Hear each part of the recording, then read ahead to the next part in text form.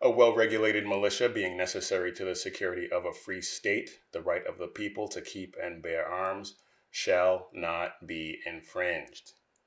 I trust everyone had a happy Thanksgiving. I know that I did.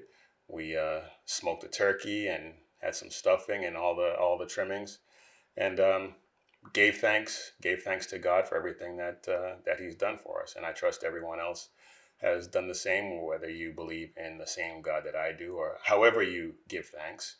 Um, I trust that everyone expressed their gratitude, and you should do that every day. But anyway, we haven't done a whole lot on the Second Amendment lately, and I really need to get back into covering a lot of Second Amendment news. And when I saw this story, I thought it was the perfect story to get back into it and get back into focusing on our God given right to keep and bear arms, to protect ourselves and our families and this country from those who want to do us harm, including a tyrannical government. So let's get after it.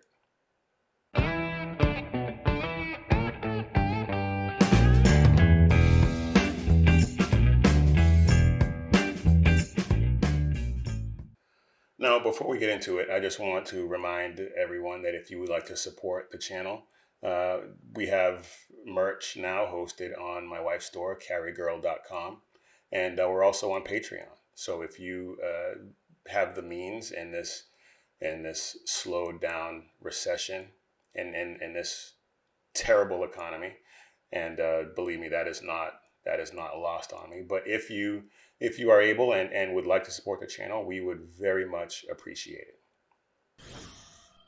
Now, Hawaii is notoriously tyrannical when it comes to the Second Amendment, and only since the Bruin decision have they started issuing concealed carry permits. They were, I don't even want to say nearly impossible. They were basically impossible to get in the state of Hawaii. We talked about Tulsi Gabbard a few weeks ago. She was an elected official with a credible threat on her life, and she was unable to obtain a concealed carry permit in the state of Hawaii. I I don't understand. Well, I do understand because they're leftists and they don't think that anyone besides agents of the state should own guns.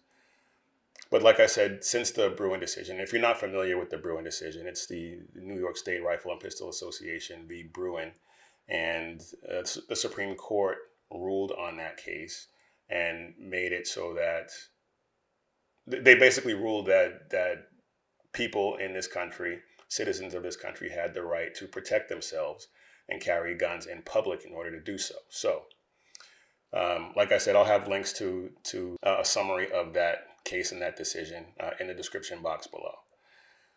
But the story that I want to talk about out of Hawaii is especially troubling on a number of fronts. And we won't get into everything about it because we'd be here all day. But what I wanted to talk about in terms of that case, there was a naval officer last year who was stationed in Hawaii. He was from Florida, stationed in Hawaii. And after a few months of being in Hawaii, he was feeling homesick, a little depressed, and sought help at a naval hospital. And the naval physician concluded that it was just a matter of being homesick and a little bit of depression, but there was no mental health diagnosis to hand down, and he just needed some time to adjust. So he wasn't diagnosed with any mental health conditions, wasn't prescribed any medication to deal with the slight depression and homesickness that he was feeling. And so none of that would have disqualified him. None of that did disqualify him from owning firearms.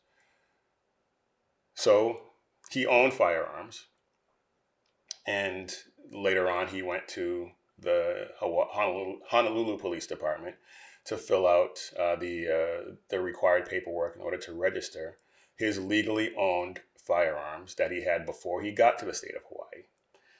And one of the questions on those forms is, have you sought counseling? And of course, he said yes. He's a law-abiding citizen. He's being truthful on his applications, because if you're not, well, then that's just grounds for them to deny you your right. But you know what I mean. But because he answered that question truthfully, and said that he had sought counseling, Honolulu PD immediately slammed on the brakes, stopped the process, and then proceeded to seize this naval officer's firearms. Firearms, like I said, that he legally owned prior to arriving in Hawaii. But because he had the SADS from being away from his family and friends, the state of Hawaii decided that he no longer had the right to keep and bear. No longer. As far as Hawaii is concerned, you don't have that right anyway. And by answering truthfully on this form, he gave them an excuse to go ahead and take his firearms and deny him the ability to purchase more and things like that, which is ridiculous. One of the most ridiculous things in the state of Hawaii. Now, thankfully, he did file a lawsuit asserting that it was unconstitutional to require a medical evaluation to exercise a fundamental right. And a judge agreed. A judge agreed and ordered the HPD, Honolulu Police Department, to return the firearms that they illegally seized from this naval officer. Now, I did a video last week where I talked about Generation Z, Gen Z, and the fact that almost half of them have been diagnosed with some sort of mental disorder. And many of the comments that I got on that video, and it wasn't here on Rumble or YouTube. It was a TikTok video. But I'm working on getting some of those on the shorts and up on Rumble, so you'll be able to see it here in a little bit. But a lot of the comments on that video had to do with praising Generation Z for seeking help and taking their mental health seriously. And destigmatizing seeking help for mental health and things like that.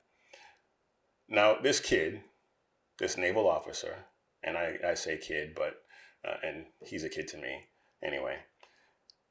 This kid recognized that he was feeling homesick and sought help. He sought help, and the state of Hawaii decided to use that against him, despite the fact that there were no disqualifying diagnoses of any sort of mental disorder. Nothing like that. No medication prescribed, nothing. But because he sought help, because he recognized that things weren't quite right and decided to seek the help of a medical professional, the state of Hawaii said, you know what? That's just the excuse we need, and we're gonna take away your firearms.